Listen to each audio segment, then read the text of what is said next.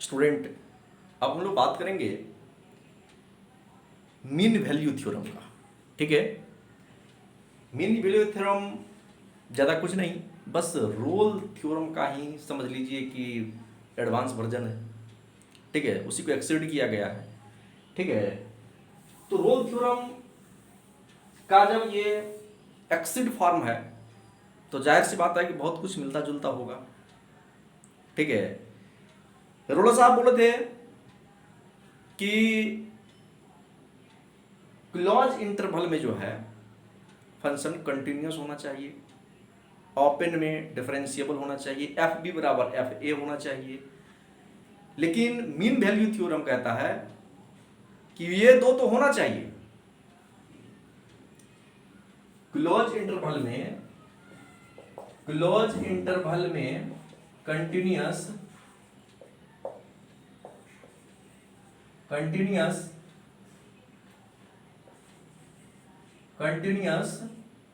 होना चाहिए और ओपन इंटरवल में डिफरेंशिएबल भी होना चाहिए।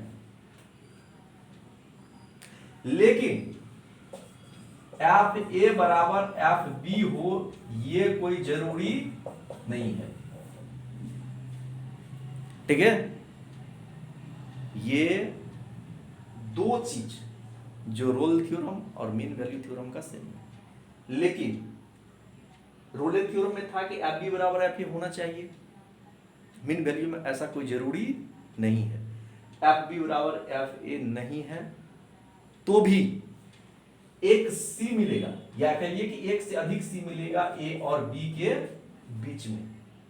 ठीक है, तो F dash C equal F B minus F A और बाय बी माइनस ए होगा। डेफिनेटली एक या एक से अधिक सी मिलेगा ए और बी के बीच में। ठीक है, तो मीन वैल्यू थ्योरम जो है उसमें बेसिकली दो चीज चेंजिंग है। एफ ए नॉट इक्वल रहेगा एफ बी, तो पर भी हम इसको आगे बढ़ाएंगे। ठीक है, और एफ डैश सी जो है वो F B minus F A बटा बी माइनस ए होगा। इसको हम लोग ज्योमेट्रिकल रिप्रेजेंटेशन से देखते हैं। थोड़ा सा देखिए, मान लीजिए x इक्वल a है और यहां पर x इक्वल b है। ठीक है स्टूडेंट, ये कुछ ऐसा होगा। तो ये वाला जो पॉइंट है ये एफ ए का होगा, तो ये पॉइंट क्या हो जाएगा, एक्स का वैल्यू ए तो वाई का वैल्यू एफ ए, ये हो जाएगा। और ये वाला क्या हो जाएगा, एक्स का वैल्यू है बी तो वाई का वैल्यू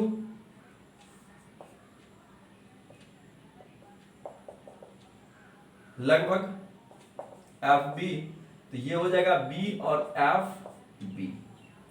ठीक है स्टूडेंट, अब एक काम करते हैं, इसको आप मिला दो।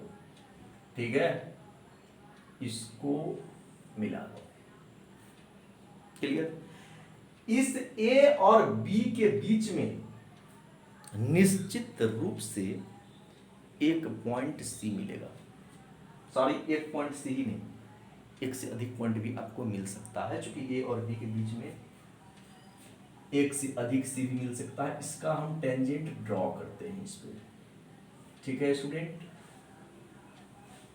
ये टेंजेंट ड्रॉ करते हैं, ये हो जाएगा, मान लेते हैं सी, तो ये है एफ सी और यही पॉइंट जो है एफ डैश सी होगा, जो कि F B minus F A और बटे बी माइनस ए होगा। ऐसा हमने क्यों कहा, जरा सोचो।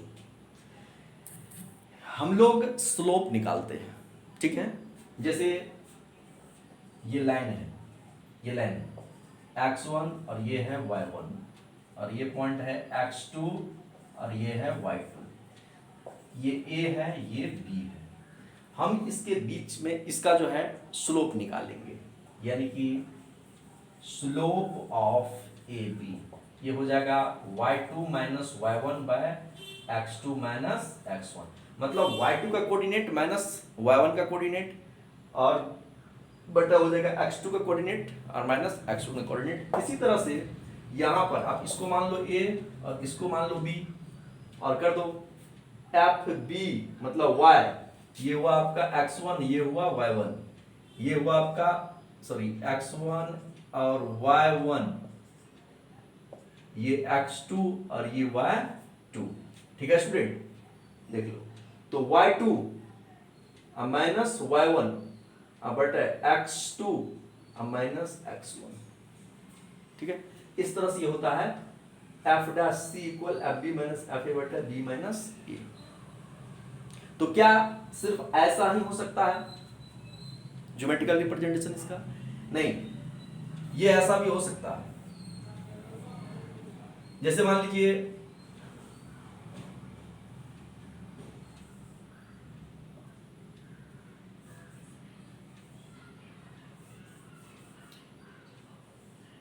ठीक है, ये हो गया आपका x इक्वल ए, ये हो जाएगा a एफ ए, ये हो गया आपका x इक्वल b, ये हो जाएगा b एफ बी। ठीक है, इस दोनों पॉइंट को आप मिला दीजिए। ठीक है,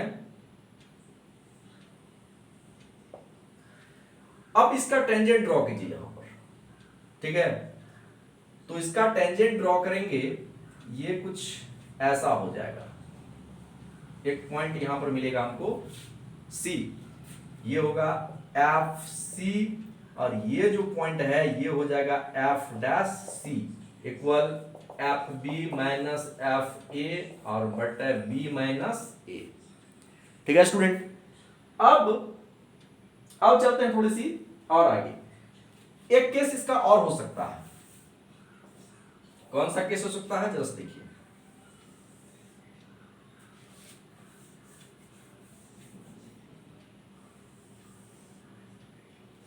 मान लेते हैं ये x इक्वल a है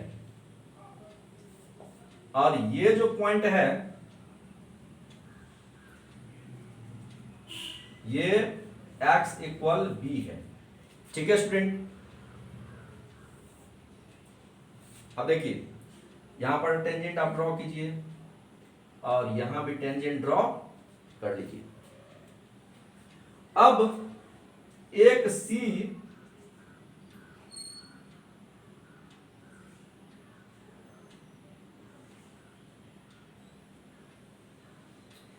तो क्या होगा, ये थोड़ी सी और, तो ये जो है एक C2 और ये जो है C1 मिलेगा।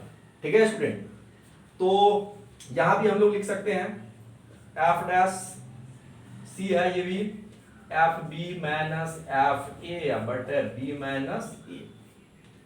यहां पर C1 और C2 मतलब ये आपका x इक्वल ए है और ये x इक्वल बी है। a और b के बीच में दो वैल्यू निकला C1 और C2।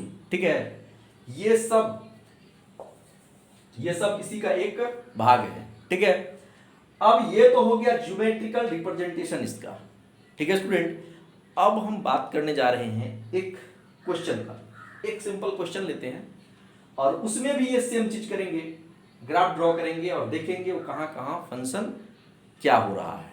ठीक है स्टूडेंट, एक क्वेश्चन लेते हैं F X equal X square, X belongs to 1 से 3। ठीक है स्टूडेंट, अब क्या है इसका जो ग्राफ है ये कुछ ऐसा हो जाएगा। ठीक है स्टूडेंट, तो क्या कहता है 1 से 3, तो 1 से 3 में यह फंक्शन कंटिन्यूअस होगा और डिफरेंशिएबल भी होगा। और कहता भी है एक नंबर का स्टेटमेंट कि ए बी के बीच में जो है फंक्शन कंटिन्यूअस होना चाहिए और अपर इंटरवल में डिफरेंशिएबल होना चाहिए। ठीक है स्टूडेंट, तो मान लेते हैं कि एक ये है, 2 ये है, 3 ये। ठीक है, तो आप देखिए एकदम कंटिन्यूअस है, इसमें कहीं से कोई लाइन टूट नहीं रहा है। ठीक है, आप इसको ऐसे भी देख लो,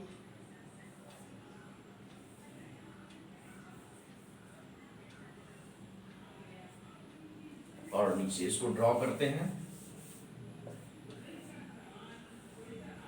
ठीक है, ये मान लीजिए एक है x इक्वल, और ये x इक्वल कितना है 3 है।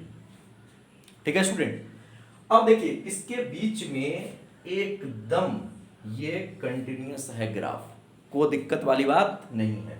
तो स्टूडेंट आगे बढ़ते हैं, हम लोग देखते हैं यदि हम लोग f1 निकाले तो क्या हो जाएगा। f1 निकालेंगे तो 1 का स्क्वायर 1 होगा, f3 निकालें तो क्या हो जाएगा 3 का स्क्वायर 9 होगा, मतलब f1 नॉट इक्वल f3 हुआ। ठीक है, अब इस हिसाब से यहां से हम थोड़ी सी और आगे चलेंगे। अब f dash c equal F B और माइनस एफ ए बटे बी माइनस ए। ठीक है स्टूडेंट, जैसा गौर से ध्यान दीजिए, ये जो है आपका ये है बी और ये है ए। ठीक है, यानी कि ये हो गया आपका एफ ए और ये है आपका एफ बी। ठीक है स्टूडेंट, तो हम इस पर ले चलेंगे इसको।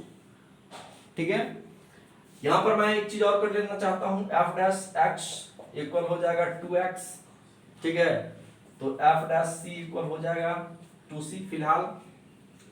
तो चलिए आगे बढ़ाते हैं, एफ डैश सी इक्वल क्या हो जाएगा F B minus F A, F B minus F A. F B क्या है, एफ बी यानी कि एफ बी है 9 और माइनस एफ ए क्या है 1।